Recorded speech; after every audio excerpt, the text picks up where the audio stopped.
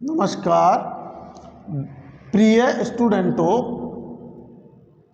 मैं Ramanand Sharma Ramanand technical classes में आपका हार्दिक अभिनंदन करता हूं। और मैं आपको कल जो है ये विद्युत से परिचय करा रहा था, उसमें मैंने आपको बताया था कि परमाणु में नाभिक होता है और नाभिक में परमाणु का समस्त भार यानी कि वेट केंद्रित होता है और प्रोटॉन पॉजिटिव यानी कि धनात्मक और न्यूट्रॉन उदासीन और इलेक्ट्रॉन ऋण आवेशित कण है। नाभिक के चारों ओर जो इलेक्ट्रॉन्स हैं वो दीर्घवृत्ताकार कक्षाओं में चक्कर लगाते हैं और ये इलेक्ट्रॉन्स जो है चक्कर लगाते हैं वो कक्षकों में लगाते हैं, ऑर्बिट्स में लगाते हैं। इन कक्षकों में इलेक्ट्रॉन भरने का एक नियम जो मैं आपको बता रहा था नील्स बोर ने दिया, जिसे बोर के नियम के नाम से जानते हैं। वो है 2n²। अब देखिए आप कि 2n² जहां n कक्षकों की संख्या है,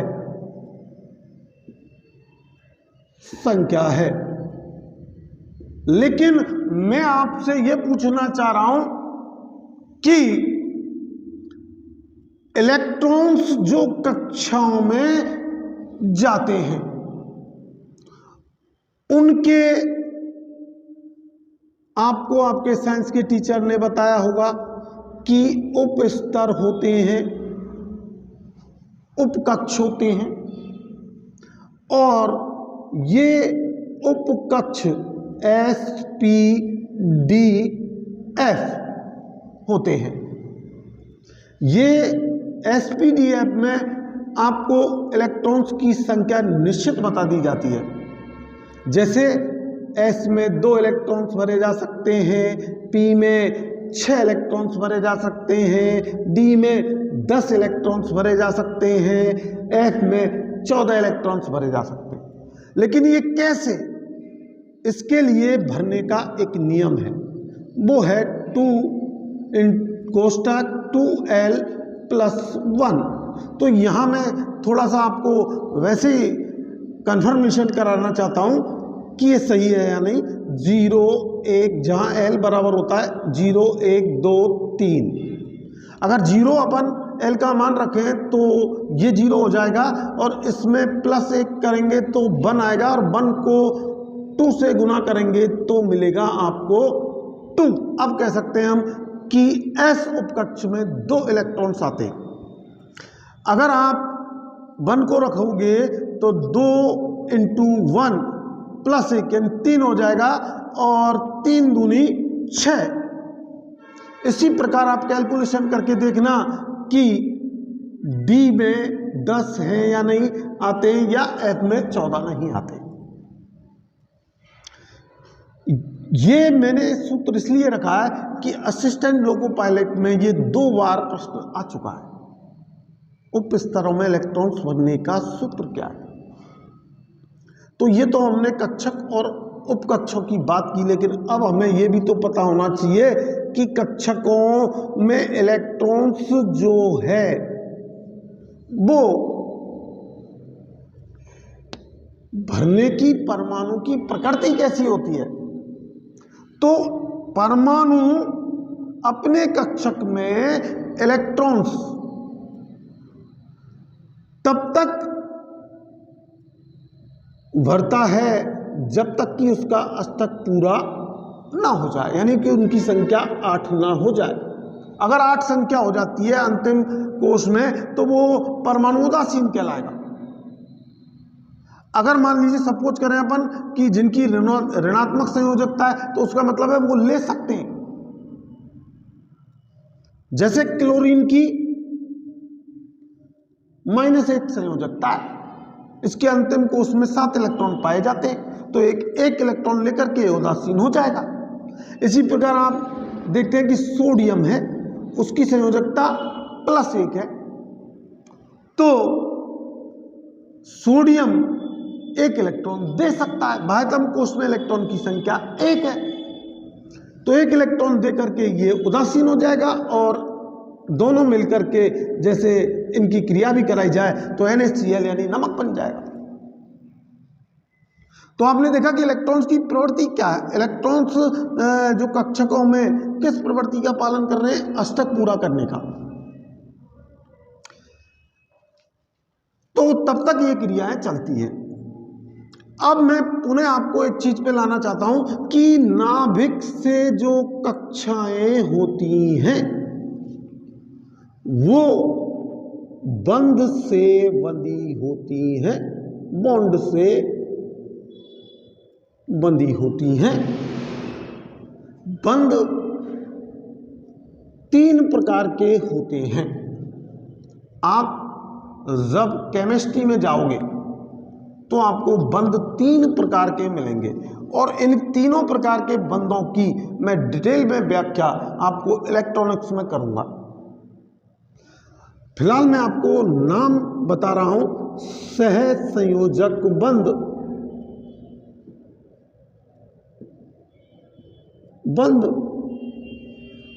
दूसरा है आयनिक बंध,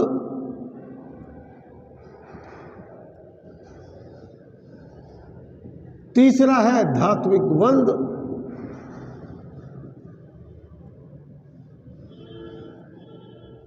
अब जो परमाणु के चारों ओर इलेक्ट्रॉन्स चक्कर कक्षाओं में लगा रहा है वो जिस बंध से बंधा है वो है सहसंयोजक बंध।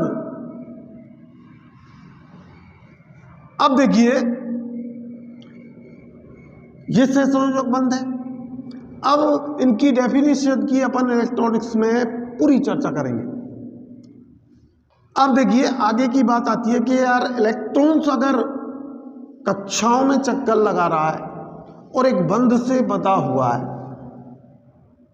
और अंतिम कोश में जो घूम रहा है वो कक्ष इलेक्ट्रॉन, तो आपने देखा होगा कि साइंस के आपके टीचर्स बताते हैं कि किसी भी परमाणु के अंतिम कोश में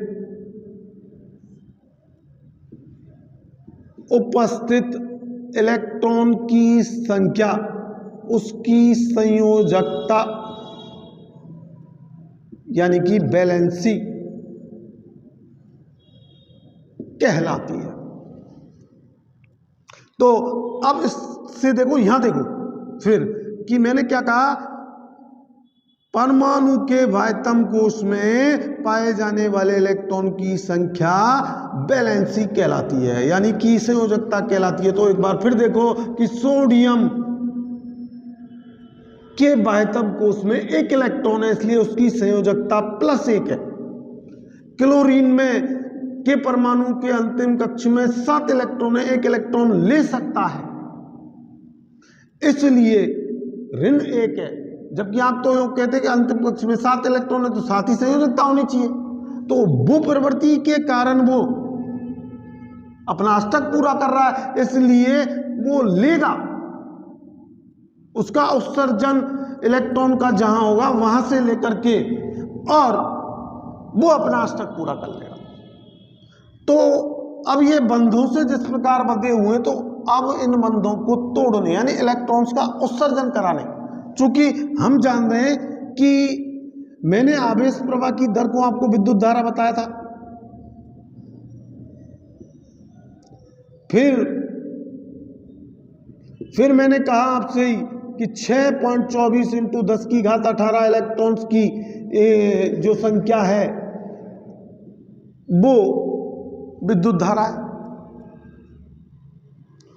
तो एक एक इलेक्ट्रॉन तो निकलेगा नहीं, यानी कि इतनी मात्रा में इलेक्ट्रॉन जाएं तो ही वो विद्युत धारा कहलाएगी, इलेक्ट्रिसिटी कहलाएगी। इलेक्ट्रॉन्स का इतनी संख्या में फ्लो हो। तो प्रैक्टिकली रूप से अब एक बात पर जाना कि अपन किसी परिवार में है तो किसी न किसी बंध से बंधे हुए, उस बंधन को तोड़ने के लिए, बिखराव लाने के लिए हमें कुछ घटनाक्रम या कुछ कार्य करना पड़ेगा। तो ठीक इसी प्रकार इलेक्ट्रॉन्स को कक्षक से बाहर लाने के लिए, उत्सर्जित करने के लिए हमको ऊर्जा, एनर्जी देनी पड़ेगी। तो जब हम इलेक्ट्रॉन्स के बाह्यतम कोश में एनर्जी मिलती है, यानी ऊर्जा मिलती है, तो इलेक्ट्रॉन्स का वो बंध टूट जाता है और इलेक्ट्रॉन उत्सर्जित होता है। तो अब हम जान रहे हैं कि जैसे आपका इलेक्ट्रिसिटी के बारे में ही आ रहा हूं मैं अब फिर, कि जैसे आप जानते हैं कि तांबा, एल्यूमिनियम, तो तांबा और एल्यूमिनियम में इलेक्ट्रॉन्स, इसको थोड़ा स्टॉप, कि तांबा, एल्यूमिनियम, या आपने GI वायर नाम सुना होगा कि तांबे का तार ही प्रयुक्त करते हैं, एल्यूमिनियम ही जो है विद्युत लाने ले जाने के लिए ले जाते हैं, GI वायर का प्रयोग जो है इलेक्ट्रॉन्स को भूमि में पहुंचाने के लिए करते हैं। तो इलेक्ट्रॉन्स का प्रवाह, उत्सर्जन, यानी एक जो तार है जब वो स्रोत से नहीं जुड़ा है तो उस स्थिति में उसमें इलेक्ट्रॉन तो हैं, लेकिन उनको प्रवाह कराना है। तो इलेक्ट्रॉन्स जब गति करेगा तो विद्युत कहेंगे, यानी इलेक्ट्रॉन्स का प्रवाह होगा तो उसे विद्युत धारा कहते हैं। अब मैं आपको ये बताना चाह रहा हूं कि कल मैंने आपको एक बात बताई थी कि परमाणु की खोज डाल्टन ने की। तो आपके ऑनलाइन जिन्होंने देखा है उनका एक कमेंट्स आया मेरे पास कि सर इलेक्ट्रॉन्स जो है परमाणु, इलेक्ट्रॉनिक परमाणु जो है उसका श्रेय डाल्टन को जाता है, लेकिन वो उनके शिष्य ने जो है बताए थे। तो ये बात ठीक है। जब मैं कल ये कह रहा था कि खोज, तो आपको ये अग्री उसमें देखना चाहिए था कि मैं वीडियो में क्लियर करूं या नहीं। तो जे थॉमसन,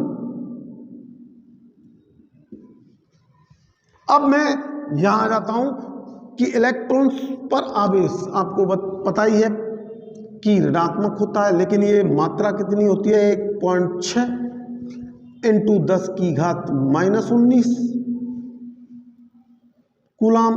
और इसकी भी ये क्या है, ऋणात्मक होगी। अब ये पॉजिटिव इतनी मात्रा में प्रोटॉन पाए जाते हैं, 1.6 उन पर भी आवेश पाया जाता है, 1.6 × 10⁻⁻19 वो प्लस में है।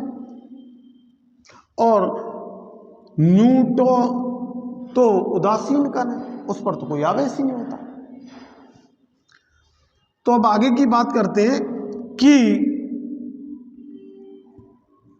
मैं शुरू से कह रहा हूं आपसे कि प्रैक्टिकली और थ्योरेटिकली से ही हम सक्सेस प्राप्त कर सकते हैं। अगर हमें सफलता हासिल करनी है तो मूल चीजें देखनी होंगी। तो मैं अब आपको बता रहा हूं कि इलेक्ट्रॉन्स, प्रोटॉन और न्यूट्रॉन, 3 कण हैं हमारे परमाणु में। इलेक्ट्रॉन्स का ही उत्सर्जन होता है, और इलेक्ट्रॉन्स जब गति करता है तो इलेक्ट्रिसिटी का फ्लो होता है। अब देखिए, मैंने एक चीज आपको पहली वीडियो में बताई, आवेश, चार्ज, उसका मात्रक आपको बताया कूलाम। अब आवेश धन और ऋण, आवेश के कारण, यानी मैंने आपको शुरू में बताया था कि अंबर यानी कैरबा को कांच की छड़ से रगड़ा तो जो सूक्ष्म कण है उसकी तरफ आकर्षित हुए। अब देखिए, यहां आवेश उत्पन्न हुआ रगड़ के कारण, लेकिन इस विद्युत को जो घर्षण के कारण उत्पन्न हुई उसको अपन कहते हैं स्थिर विद्युत, जिसका क्षणिक समय के लिए उपयोग किया जा सकता है, जो लंबे समय तक नहीं उत्पन्न की जा सकती। तो फिर ये लगातार आप जो उपभोग में ले रहे हैं वो विद्युत कौन सी है? गतिज विद्युत। वो कौन सी है आपकी? गतिज विद्युत। गतिज विद्युत, डायनेमिक।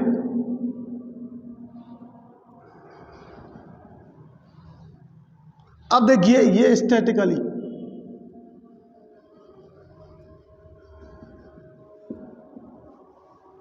गतिज विद्युत की सर्वप्रथम खोज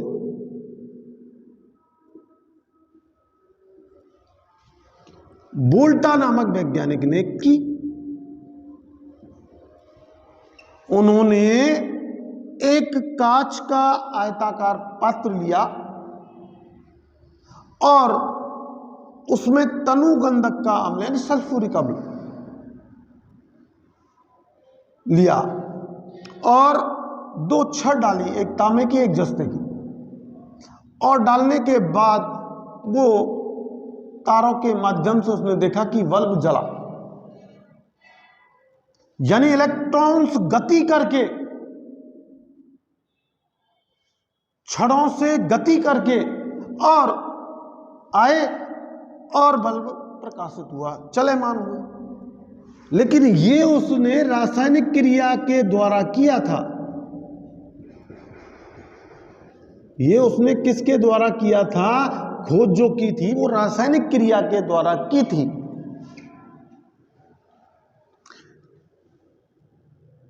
किसके द्वारा की थी? रासायनिक क्रिया के द्वारा।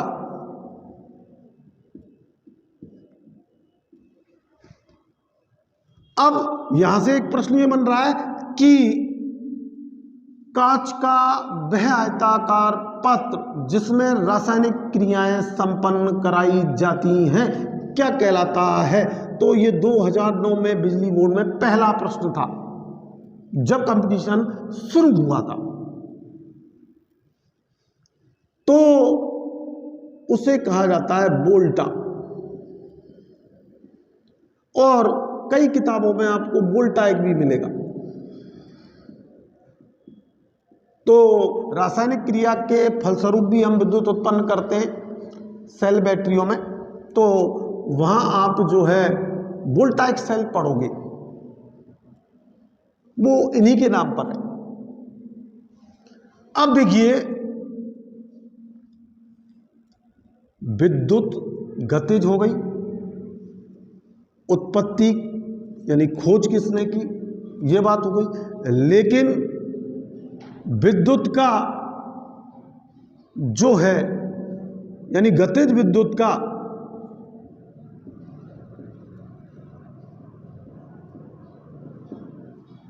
जो उत्पादन है वो किससे किया जा सकता है, कितनी तरीके से किया जा सकता है? तो पहले तो एक बार मैं आपको स्थिर विद्युत पर ले जाना चाहूंगा कि वहां मैंने कहा आवेश, तो आवेश ट्रांसफर हुआ तो पहले यह आ जाता है कि आवेश यानी स्थिर विद्युत कितने तरीके से उत्पन्न की जा सकती है, आवेश की उत्पत्ति कितने तरीके से की जा सकती है। तो पहला है वो है आपका चालन। क्या है? चालन। दूसरा है, आपने देख ही लिया कि घर्षण, घर्षण के कारण भी आवेश उत्पन्न होता है। तीसरा है प्रेरण, प्रेरण के द्वारा। अब आपको यहां ये प्रश्न उठेगा कि घर्षण नाम सुना, प्रेरण नाम सुना, लेकिन चालन के कारण कैसे हुआ? कि अपन जब दो तारों को स्पर्श कराते तो आवेश जो है एक से दूसरे में, स्पर्श से ही जो है दूसरे में जाता है, तो उस को क्या कहते हैं हम? चालन। वैसे आपने जो है साइंस में खूब पढ़ा है कि चालन विधि, ऊष्मा संचरण की विधियां पढ़ी हैं आपने, चालन, संवहन, विकिरण, उनकी भी चर्चा होगी। लेकिन फिलहाल हम इस बात पर आते हैं कि गतिज विद्युत कितने तरीके से उत्पन्न की जा सकती है। जब आवेश की उत्पत्ति चालन, घर्षण और प्रेरण तीन से होती है, तो स्थिर विद्युत भी तीन तरीके से ही उत्पन्न की गई।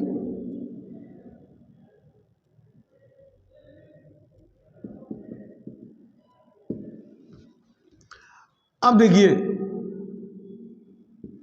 व्यापारिक स्तर पर गतिज विद्युत का जो उत्पादन किया जा रहा है वो कौन सी विधि द्वारा किया जा रहा है? प्रेरण। इस चीज के लिए कि प्रेरण, इंडक्शन, आपके ये शब्द आते ही प्रश्न पनपेगा, क्योंकि मैं चालन का तो आपको बता चुका, घर्षण का भी मैं आपको बता चुका, लेकिन बात यहां प्रेरण की रह रही है। तो प्रेरण,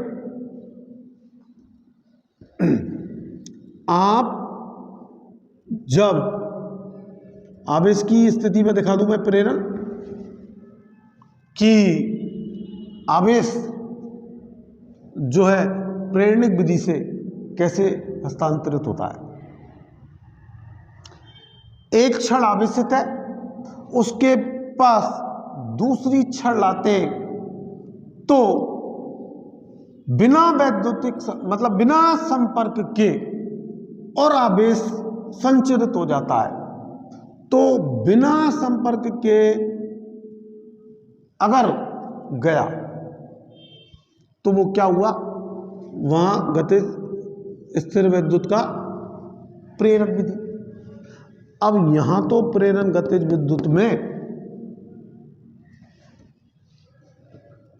अच्छी तरीके से आपको समझना पड़ेगा, और इसी पर प्रेरण के नाम से आपने कई, आप जो है विद्युत विभाग में कई चीजों के बारे में सुनेंगे, प्रेरणिक युक्तियां, फिर उसके बाद प्रेरण मोटर, है ना। आप फिर सिद्धांतों के बारे में देखेंगे, ट्रांसफार्मर का सिद्धांत है तो वो भी विद्युत चुम्बकीय प्रेरण, यानी जितने अपने जो है उपकरण, मोटर्स और अल्टरनेटर और जनरेटर, ये सब प्रेरणिक सिद्धांत पर ही प्रचालित है। तो अब आज मैं आपसे एक प्रश्न करने जा रहा हूं कि प्रेरण जो आप ऑनलाइन क्लासेस ले रहे हैं या ऑफलाइन पढ़ रहे हैं, इसका जवाब मुझे आप आज डिस्क्रिप्शन में दूंगी कि प्रेरण क्या है और प्रेरण की यानी फैराडे ने प्रेरण की सिद्धांत कैसे बनाया, इसकी खुल के चर्चा मैं कल करूँगा। तो मैं रामानंद शर्मा आपसे आज इस टॉपिक का यही समापन करता हूँ। अब कुछ प्रश्न जैसे आ चुके हैं, क्योंकि ऑनलाइन क्लासेज में प्रश्नों को परोसा जाता है और फिर उनका हल बता दिया जाता है, और वो भी पूर्व आए प्रश्न। तो ये कोई सॉल्यूशन नहीं है। पहली मोटिवेशन वीडियो में भी कहा था, टॉपिक की नॉलेज है तो पूछ प्रश्न। हमें ये होना है कि प्रश्न कर, जवाब हमारे पास है। प्रश्न को किसी तरीके से पूछ। आया हुआ पेपर ये को एक केवल गाइडलाइन देता है कि प्रश्न ऐसे बना या इस तरीके से बना, ये नहीं कहता कि पेपर में ये आएगा। इस पर भी विचार करना। तो मैं कह रहा था, मैं रामानंद शर्मा रामानंद टेक्निकल क्लासेस की ओर से समापन पर भी आपका अभिनंदन करता हूं और आशा करता हूं कि आप मेरे चैनल को सब्सक्राइब करेंगे और शेयर करेंगे, लाइक करेंगे और मुझे और मेरे ज्ञान को, मेरे एक्सपीरियंस को लेने का प्रयास करेंगे। और ये मैं आपके सब्सक्रिप्शन के माध्यम से, आपके जो है डिस्क्रिप्शन के माध्यम से और लाइक के माध्यम से और पता लगाऊंगा कि आपने मुझे कितना प्यार दिया है। धन्यवाद। जैसा कि मैं कल की वीडियो में इंस्ट्रक्शन दे चुका हूं, उन इंस्ट्रक्शनों को वैसे ही फॉलो किया जाएगा। ये मेरी अंतिम बात भी है।